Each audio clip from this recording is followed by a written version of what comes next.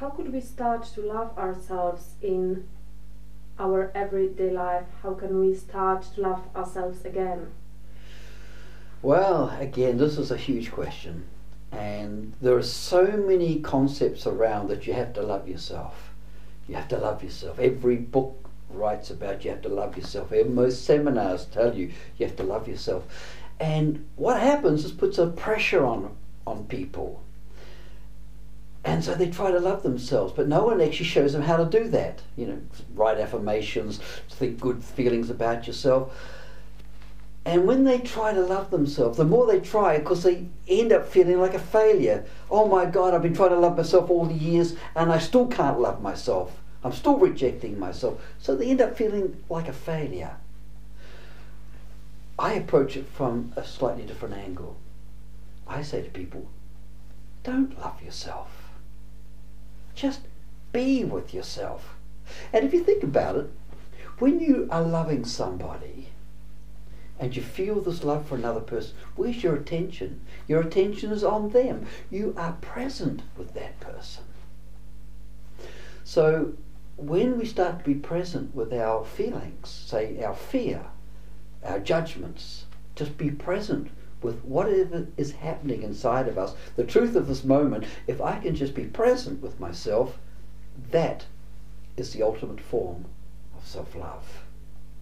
Just by being here now with all my negativity, with all my feelings, with all my judgments, just be here now with myself.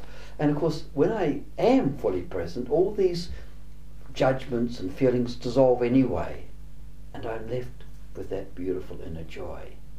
So how do I love myself in my everyday life? Is to be present with myself, and however I am. Sorry. And how if we feel as if we were frozen, we can't feel anything at all? Mm-hmm. What to do with this feeling? Okay. It's a feeling as well. Yeah, it is a feeling, and it's a very strong feeling, and it's probably the most difficult one to work with, is that we freeze ourselves because we don't actually want to feel our feelings, because we think our feelings will damage us. We don't want to feel our feelings because it's almost like going back and re-experiencing the trauma of our youth or from some difficult experience. But in actual fact, when I start to go back and or feel these feelings, it releases them.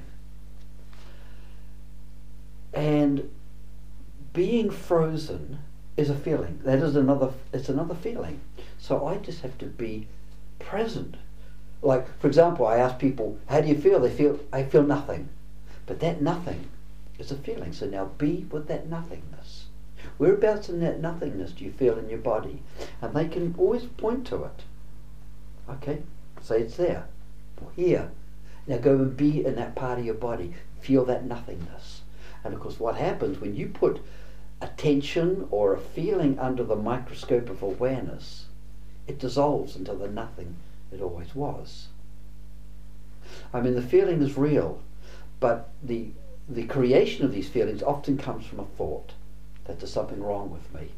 And every time you have that thought, there's something wrong with me, it creates a fear reaction in the body.